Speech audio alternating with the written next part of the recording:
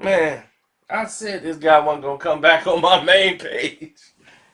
As you see, I don't bother this guy. For all you guys who said, "Oh, you love to pick on Act, you love it, you made your money off Act." Now you guys have jumped from Act to LeBron. So good. I'm glad y'all on LeBron. Stay there. Now y'all ain't talking about this guy no more.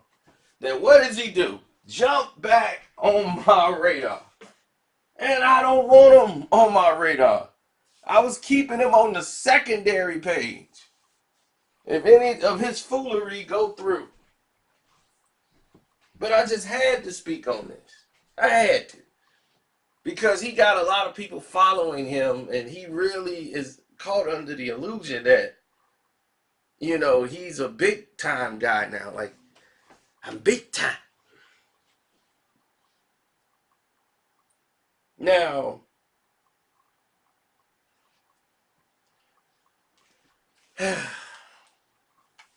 this guy continues. Now, me and Meek Mill had the same infraction that him and DJ Akademiks had. During that whole Drake situation, he was just lashing out at everybody. And at that time, I was like one of the guys who was like getting a lot of hits off this. But I wasn't vested into it that much until I started getting the threats. Same threats he was getting, I was getting too. And I engaged way more than he did. Before it was just like, okay, where's this going? And seeing with this prison system and what they were illegally doing to him, I was like, oh, wait a minute. This thing is bigger than just going back and forth with Meek and his people. It's just really stupid. So what you do is you mature from the situation. We came to an understanding, at least, they from Philly. Coming to an understanding is like, yeah, we good. And next thing you know, it could go left. So, but we've come to an understanding. So from there, we grew as men. We went forward as men. And we conduct ourselves like that. It ain't been no talking about Meek and no way. And he ain't really done anything wrong. What has he done wrong? Nothing.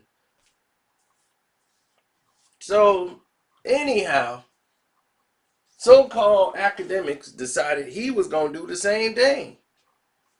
But it was a facade because he continues to take unnecessary swipes at Meek Mill for no apparent reason. Meek isn't, he'll have a conversation about something, and academics will just come in and start trying to change the narrative or talk about it in a whole different way. I know what this is about, but we'll get there. We'll get there. Now, academics made a comment based off what Meek Mill was comparing guys in the streets when he was praying for the soldiers who was out there at war. Because he was comparing, the soldiers that's out here fighting in the streets, comparing to the soldiers out there. It's basically the same. And academics had to speak on it and basically call Meek Mill a hypocrite. You can't compare people going to war to people fighting in the streets. And it's like, what does this dude even, he don't even know what he's talking about.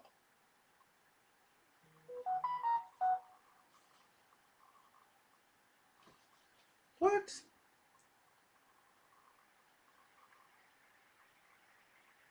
Man, these fools better stop playing with me. Anyway, he don't know what he's talking about. And he comes from the life of video games, GameStop, the internet. Stay in that lane. You're a gamer. Ain't nothing wrong with being a gamer, Act. You're a programmer, gamer, code. Do that. This is not your avenue. You know nothing about this life. And for anybody to try to tell me I don't know nothing about it, whew, brother, I will just tell you I've seen a thing or two, okay, in my lifetime. Things I wish I could take back. Wish I didn't see it. But if anybody asks me, I ain't seen nothing. But I already know Akademiks is not from that world. Because if he was, he would have a little bit more respect on the way he speaks about that world.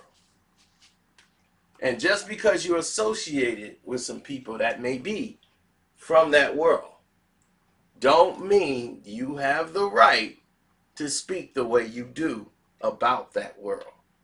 Not like that.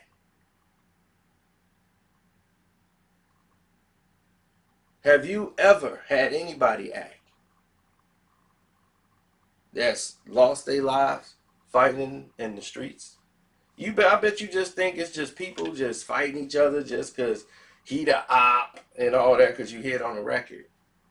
You don't know half of the times it could be because somebody on the other side or in another neighborhood didn't like a person for some whatever reason and took his life.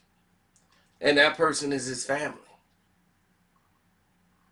And the cops don't care nothing about investigating them. They'd be like, well, ain't nobody talking. And they want to go get them because they hurting. They in pain. It's just somebody just came over and took one of theirs.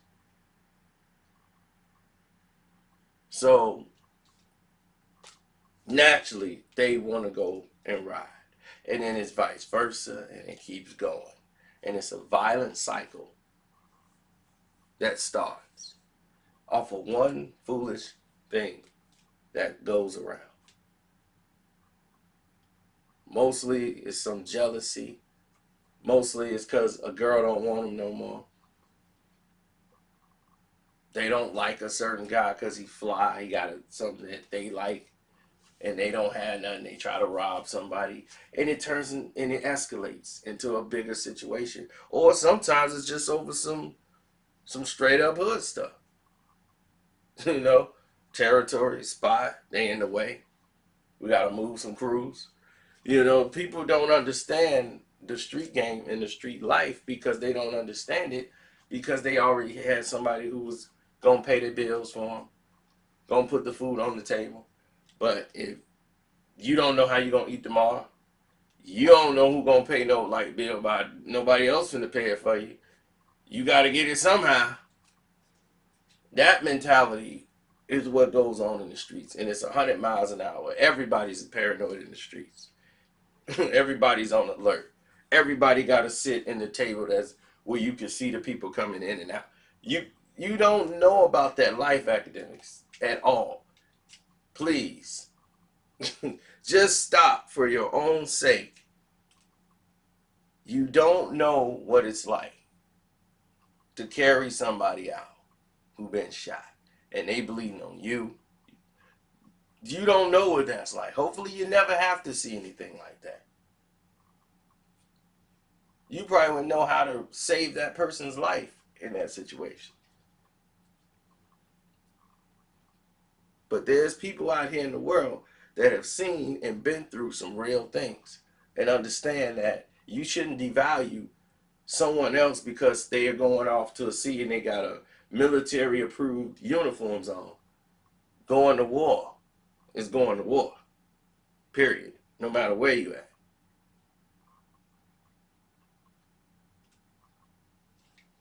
And you should have enough knowledge to know better. So my song came out and checked him also. He was on a podcast show. I forgot the name of it, but he was speaking on it. And I'm glad he did. Because, you know, he's frustrated, you know, because he's somebody that has seen it. He's somebody who probably seen some of his homeboys gone behind this.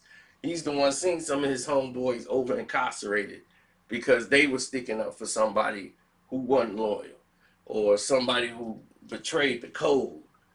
He lived this life. So to go through that, to try to educate other people not to make these same mistakes and get caught in the potholes or the system, and try to guide them through a whole new way out to save some lives. You know, these are the things you should probably thinking about. How can I incorporate and champion things like that on my platform? That would probably make me more credible. Not because I'm being used by other promoters or rappers who want to get their syrupy rapper off who they managing. Oh, you can come to me and I'll promote them and make them hot.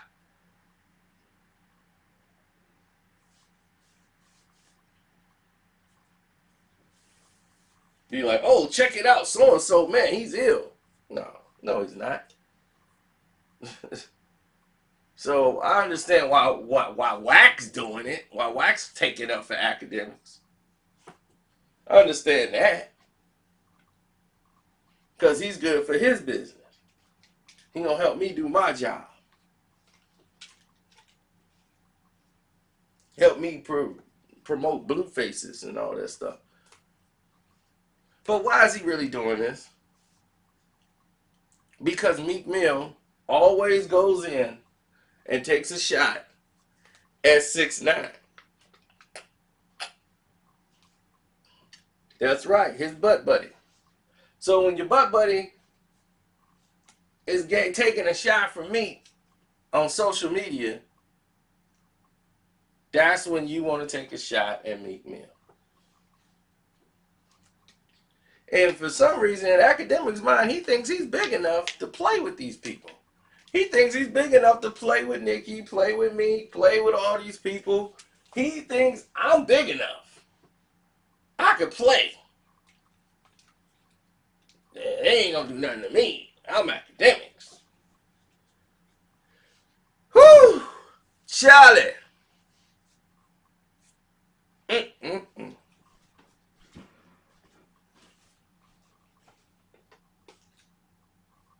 So one thing about the street life and this life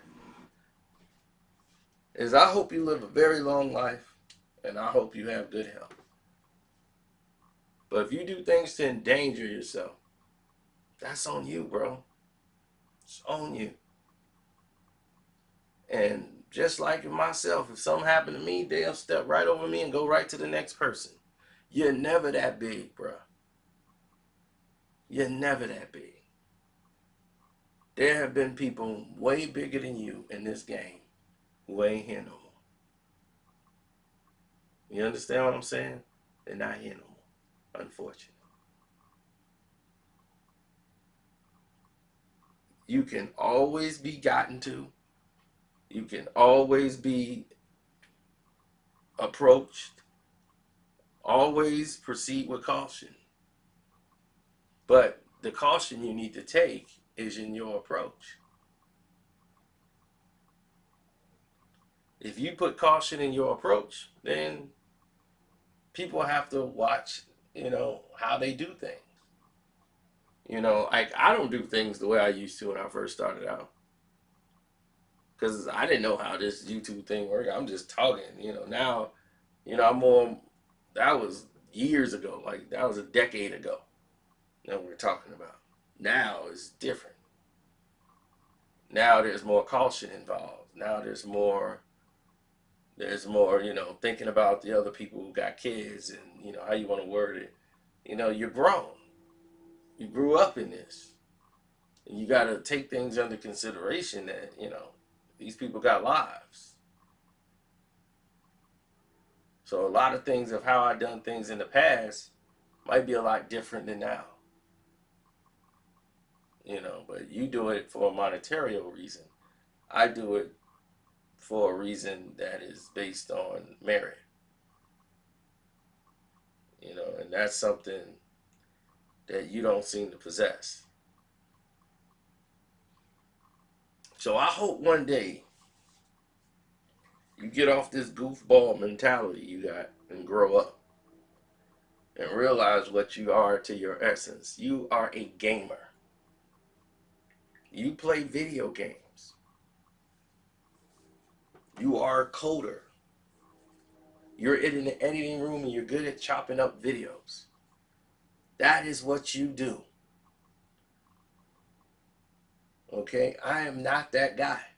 Anybody know and seen a Casino for Life production knows that there is no real editing job going on there at all. There's no real chop up. There's no real banners flying around, the colors and sparkles going everywhere. It's not a professional job done when you come here. The only thing you're going to get professional is the words that's coming out of my mouth. Because it has more value on it than yours. And when I mean value, I mean merit, not monetarily. Because you'll definitely get paid more for what you do. You're going to go down that avenue. Me, I never wanted to go down that avenue. Oh, many people wanted. Talent agents came up and said, hey, we want to take you here and there and there. We want you to do this truth behind on this platform. Remember, I was starting the podcast thing rolling way back when. My Real Brothers thing, they wanted to make that a show. A lot of the stuff was happening that a lot of people didn't know about, and this was 4 or 5 years ago. So before Joe Budden was getting loose, we were already doing it without even making it a podcast format. Everybody like, man, we should do a podcast. I'm like, let's look it up. Let's do it.